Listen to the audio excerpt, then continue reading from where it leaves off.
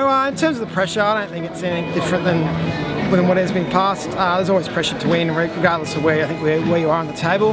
And with the group of players that we have, we're always looking to win every game we play anyways. So for us, it's nothing different. It's just, we've got to get this weekend and play against East and play well against them. And what happened against South was nice, but it's happened, and now we've got to concentrate playing East. They've got a very good set piece.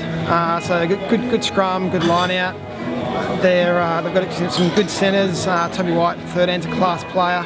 So, we're going to have to, control their set piece, and then obviously also, control their backs, particularly, Toby at 13's a dangerous player. So we had copped quite a few injuries, so which has been but it's unfortunate in one aspect that we can't sort of keep what was starting to become a settled team together. But it's also given other people an opportunity to come back in and play, which is great.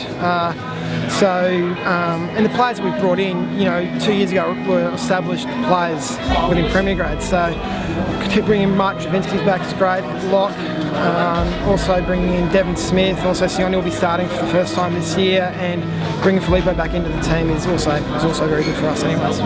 There's definitely a new energy at the club. There's a lot of youth at the club, and they can feel that there's a change.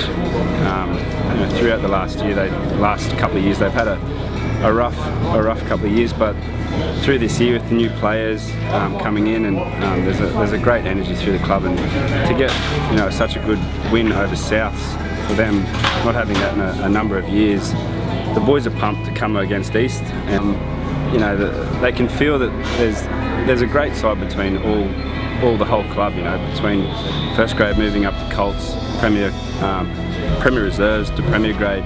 There's a good feel between the whole club, and the depth is there.